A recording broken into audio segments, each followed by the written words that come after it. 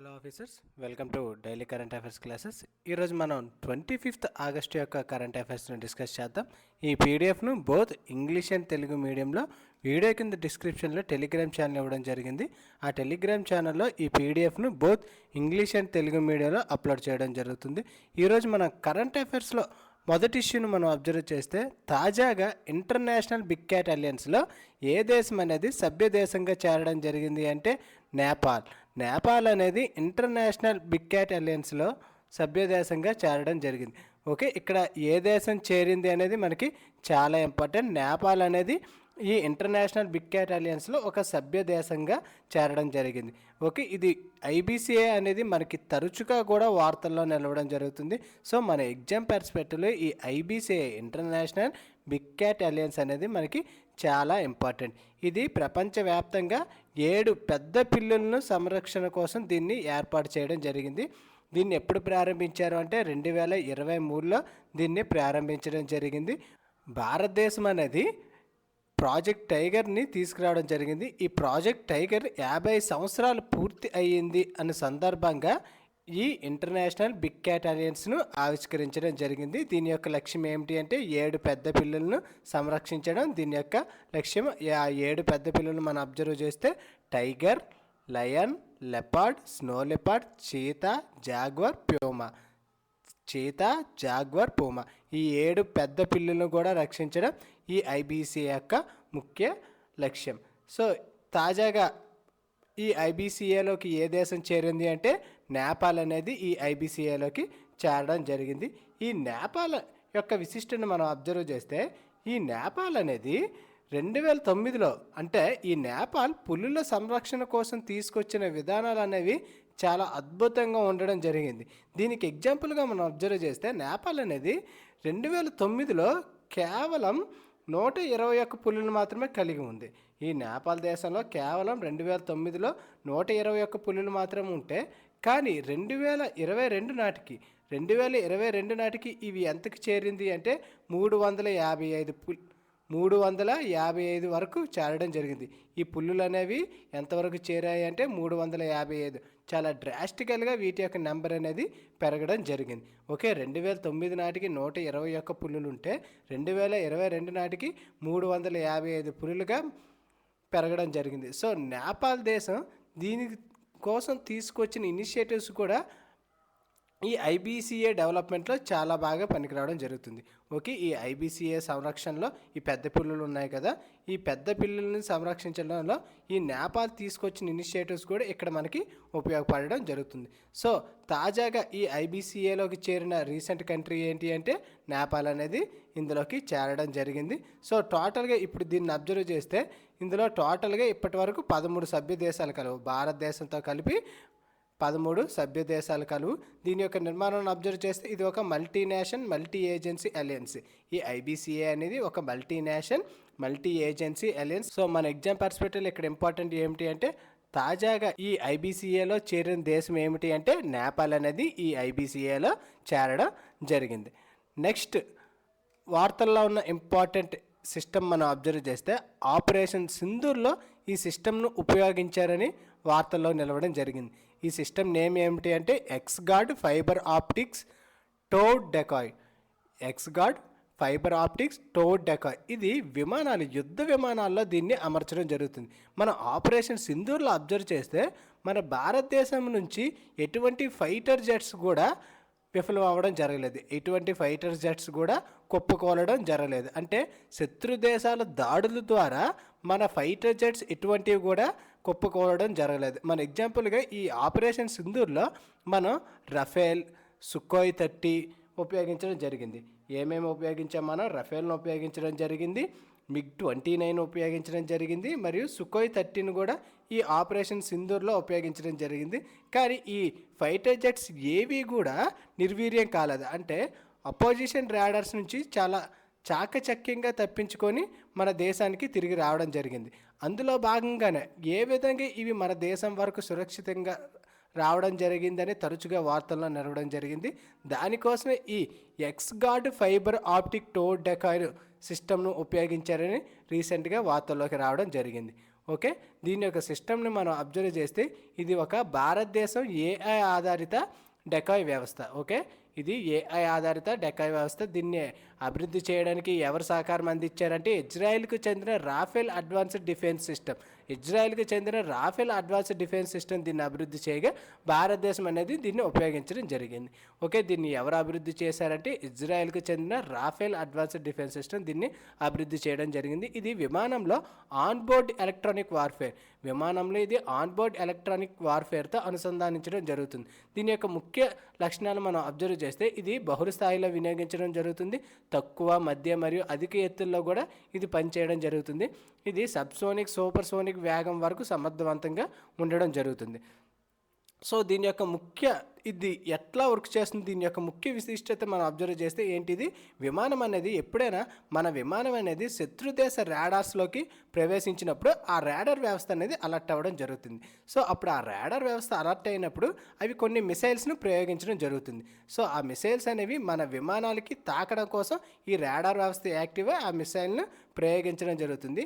మన విమానాల్లో ఉన్న ఈ ఏఐ అడ్వాన్స్ సిస్టమ్ అనేది ఆ రాడార్స్ నుంచి వచ్చిన, అంటే ఈ డిఫెన్స్ సిస్టమ్స్ నుంచి వచ్చిన మిసైల్స్ను తప్పుదోవ పట్టించడం జరుగుతుంది. అంటే వేరే త్రోవకు కానీ వాటిని డెకాయ్ తప్పుగా చూపించడం జరుగుతుంది. ఓకే, సో అందువల్ల మనం శత్రు దేశాల లోపలికి వెళ్ళి కూడా విజయవంతంగా తిరిగి మన దేశానికి రావడం జరుగుతుంది. ఓకే, ఇది క్షిపణి లేదా రాడార్ దారులను దారి మళ్లించడం జరుగుతుంది. వాటిని ఇది మోసగించడం జరుగుతుంది.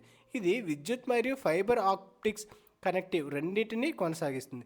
ఇది విద్యుత్ మరియు ఫైబర్ ఆప్టిక్ కనెక్టివిటీని రెండింటినీ కొనసాగించడం జరుగుతుంది. దీనివల్ల పైలట్కు రియల్ టైం సమాచారం లభిస్తుంది. దీని ద్వారా పైలట్కి అనేది రియల్ టైం సమాచారం కూడా లభించడం జరుగుతుంది. దీని యొక్క వ్యూహాత్మక ప్రాముఖ్యత మనం అబ్జర్వ్ చేస్తే భారత వాయుసేనకు సర్ఫేస్ టు ఎయిర్ మిసైల్ మరియు రాడార్ గైడ్ ముప్పుల నుంచి ఎదుర్కోవడానికి ఇది కీలకంగా వ్యవహరించడం జరుగుతుంది. ఓకే, సర్ఫేస్ నుంచి ఎయిర్ మిసైల్ నుండి మరియు రాడార్ గైడ్ ముప్పుల నుండి ఎదుర్కోవడం కోసం ఈ టెక్నాలజీ కీలకంగా వ్యవహరించడం జరుగుతుంది. దీని ద్వారా పైలట్కు సురక్షణ పెంచడం జరుగుతుంది. ఓకే, పైలట్కు దీని ద్వారా సురక్షణ అనేది పెంచడం జరుగుతుంది. నెక్స్ట్ వార్తల్లో ఉన్న ఇంపార్టెంట్ స్కీమ్ నమస్తే, national action for mechanised sanitation ecosystem. Okay, sanitation workers కోసం తీసుకొచ్చిన పథకమే ఈ నమస్తే పథకం. దీని ఫుల్ ఫామ్ ఏంటి, national action for mechanised sanitation ecosystem. Mechanised sanitation ecosystem. నమస్తే పథకం అనేది మురుగు కాలువలు మరియు సెప్టిక్ ట్యాంకులకు ప్రమాదకరంగా శుభ్రపరిచే ప్రాక్టీస్ను పూర్తిగా నిలిపివేయడం లక్ష్యంగా దీన్ని 2023లో ప్రారంభించడం జరిగింది. అంటే మనుషులు చాలా ప్రమాదకరంగా ఈ ప్లేసెస్లో వర్క్ చేయడం జరుగుతుంది. సో అటువంటి ప్లేసెస్లో మనుషుల ప్లేస్లో మెకనైజ్డ్ వస్తువులను ఉపయోగించడం కోసం తీసుకొచ్చిన పథకమే ఈ నమస్తే పథకం. దీన్ని ఎప్పుడు తీసుకురావడం జరిగింది అంటే 2023లో దీన్ని ప్రారంభించడం జరిగింది. యాక్చువల్గా ఈ మురుగు కాలువలు, సెప్టిక్ ట్యాంకుల్లో మనుషుల్ని ఉపయోగించడం అంటే ఈ ప్రాక్టీస్ను పూర్తిగా నిలిపివేయడం జరిగింది. ఎప్పుడంటే 2023లో నిలిపివేయడం జరిగింది. అప్పుడే ఈ పథకాన్ని ప్రారంభించడం జరిగింది. ఈ నమస్తే పథకాన్ని ప్రారంభించడం జరిగింది. దీని యొక్క ముఖ్య ఉద్దేశం ఏమిటంటే మాన్యువల్ స్కావేజింగ్ ప్లేస్లో యాంత్రిక శానిటేషన్ను ఉపయోగించడం.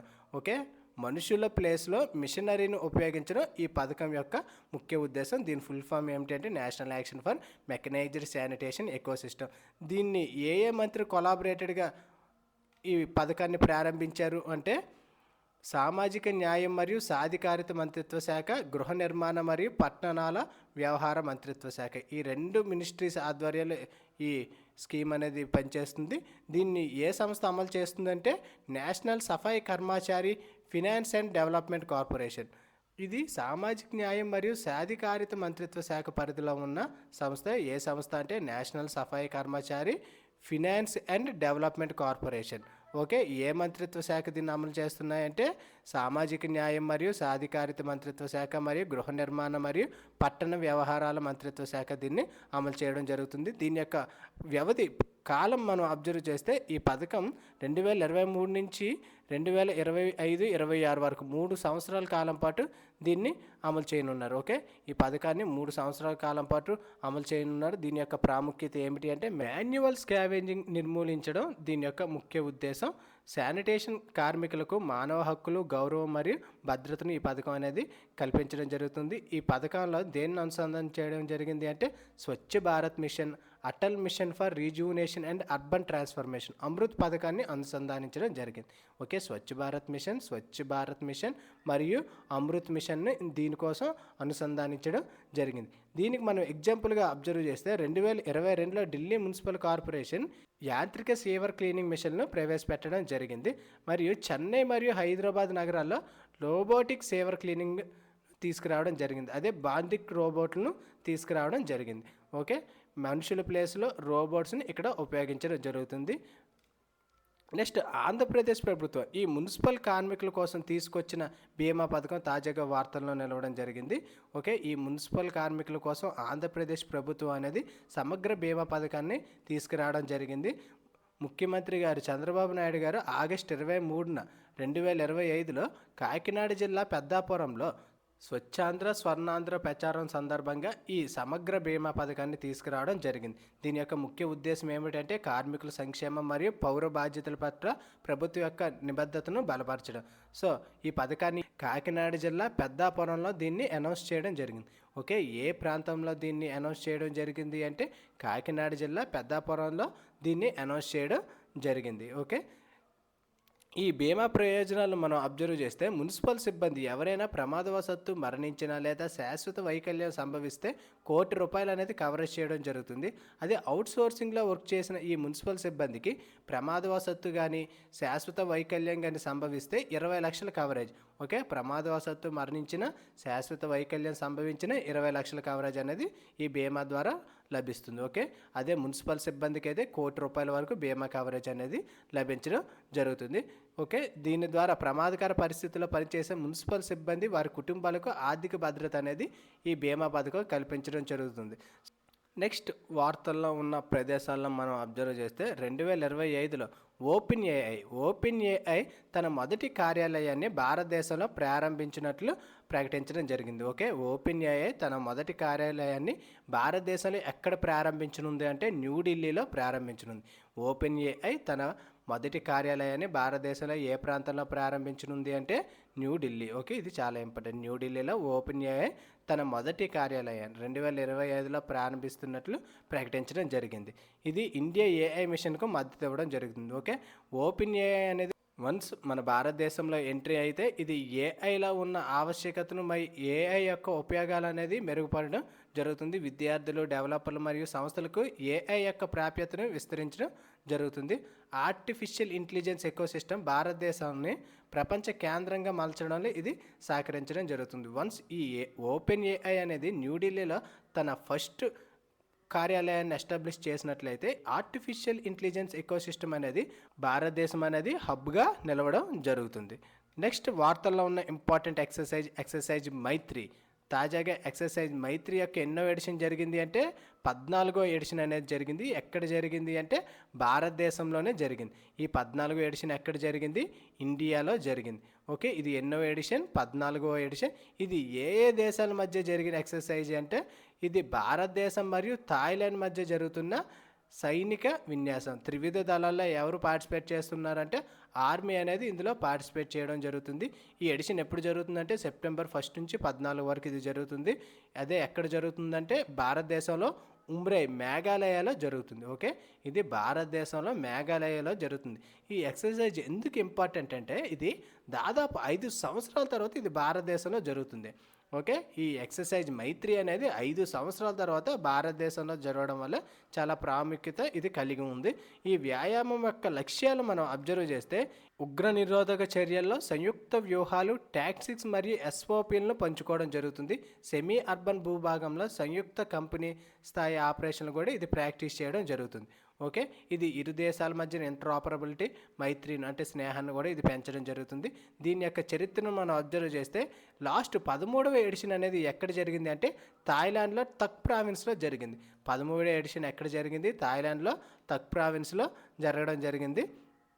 సో ఈ 14వ ఎడిషన్ అనేది ఎక్కడ జరుగుతుందంటే భారతదేశంలోని మేఘాలయలో ఈ 14వ ఎడిషన్ అనేది జరుగుతుంది. మన ఎగ్జామ్ పర్స్పెక్టివ్లో ఇది ఎన్నో ఎడిషన్, ఇది ఎక్కడ జరుగుతుంది, ఏ ఏ దేశాల మధ్యన అంటే భారతదేశం మరియు థాయిలాండ్ మధ్యన త్రివిధ దళాల్లో ఎవరు పార్టిసిపేట్ చేస్తున్నారంటే ఆర్మీ, సైనిక విన్యాసం. ఇది ఆర్మీ అనేది ఇందులో పార్టిసిపేట్ చేయడం జరుగుతుంది. మన ఎగ్జామ్ పర్స్పెక్టివ్లో ఈ పాయింట్స్ అన్నీ కూడా మనకి చాలా ఇంపార్టెంట్. నెక్స్ట్ స్పోర్ట్స్ రిలేటెడ్గా ఉన్న ఇంపార్టెంట్ ఇష్యూ డ్యూరాండ్ కప్. తాజాగా 134వ డ్యూరాండ్ కప్ ఫైనల్ను ఎవరు గెలుచుకున్నారు అంటే నార్త్ ఈస్ట్ యునైటెడ్ అనేది ఈ డ్యూరాండ్ కప్ 134వ ఎడిషన్ను గెలుచుకోవడం జరిగింది. ఓకే, అపోజిట్ ఫైనల్స్లో ఎవరితో తలపడింది అంటే డైమండ్ హార్బర్స్పై 6-1 తేడాతో గెలుపొందడం జరిగింది. ఓకే, ఫైనల్లో ఎవరు గెలిచారు ఈ డ్యూరాండ్ కప్లు అంటే నార్త్ ఈస్ట్ యునైటెడ్ అనేది విజయం సాధించడం జరిగింది. ఈ డ్యూరాండ్ కప్ అనేది ఏ స్పోర్ట్స్ రిలేటెడ్ అంటే ఫుట్బాల్. ఇది ఫుట్బాల్కి రిలేటెడ్గా ఒక గేమ్ అన్నమాట. వరుసగా రెండవసారి టైటిల్ను గెలవడం జరిగింది. నార్త్ ఈస్ట్ యునైటెడ్ అనేది వరుసగా 2024లో మరియు 2025లో కూడా ఈ నార్త్ ఈస్ట్ యునైటెడే గెలవడం జరిగింది. ఓకే, ఈ డ్యూరాండ్ కప్ మన ఎగ్జామ్ పర్స్పెక్టివ్లో చాలా ఇంపార్టెంట్. దీన్ని ఎవరు గెలిచారు? నార్త్ ఈస్ట్ యునైటెడ్ దీన్ని గెలుపొందడం జరిగింది. ఈ డ్యూరాండ్ కప్ గురించి మనం అబ్జర్వ్ చేస్తే దీన్ని ఎప్పుడు ప్రారంభించారు అంటే ఇది తొలిసారిగా ఎప్పుడు ప్రారంభమైందంటే 1888లో ఇది ప్రారంభం అవ్వడం జరిగింది. ఇది ఏషియాలోనే అత్యంత పురాతన ఫుట్బాల్ టోర్నమెంట్. ఈ 2025 ఎడిషన్ ముఖ్యాంశాలు మనం అబ్జర్వ్ చేస్తే ఫుట్బాల్లో భారతదేశంలో పెరుగుతున్న క్రేజ్ను ఇది చూపించడం జరిగింది. అంటే ప్రతి మ్యాచ్కి కూడా ఫుల్గా ప్రేక్షకులు అనే వాళ్ళే అటెండ్ అవ్వడం జరిగింది. వరుసగా నార్త్ ఈస్ట్ యునైటెడే విజయం సాధించడం జరిగింది. ఇక్కడ మనం అబ్జర్వ్ చేస్తే నార్త్ ఈస్టర్న్ రీజియన్లో కూడా ఈ ఫుట్బాల్ అనేది ఎంత బాగా అభివృద్ధి చెందిందని మనం ఇక్కడ తెలుసుకోవచ్చు. ఓకే, ఈ డ్యూరాండ్ కప్ వరుసగా నార్త్ ఈస్ట్ యునైటెడ్ అనేది గెలుచుకోవడం జరిగింది. అంటే 2000 సంవత్సరం తరువాత వరుసగా ఒక జట్టు 2 సార్లు విజయం సాధించడం ఇదే తొలిసారి. ఓకే, 2000 సంవత్సరం తర్వాత వరుసగా ఒక జట్టు 2 సార్లు విజయం సాధించడం ఇది తొలిసారి. ఇది ఈశాన్య భారతదేశంలో ఫుట్బాల్ అభివృద్ధికి పెద్దగా ప్రోత్సాహాన్ని చూపించడం జరుగుతుంది. ఓకే, అది ఫ్రెండ్స్ ఈరోజు వార్తల్లో ఉన్న ఎంటైర్ కరెంట్ అఫైర్స్. ఈ పీడిఎఫ్ను బోత్ ఇంగ్లీష్ అండ్ తెలుగు మీడియంలో వీడియో కింద డిస్క్రిప్షన్లో టెలిగ్రామ్ ఛానల్ ఇవ్వడం జరిగింది. ఆ టెలిగ్రామ్ ఛానల్లో ఈ పీడిఎఫ్ను అప్లోడ్ చేస్తున్నా. Thank you for watching.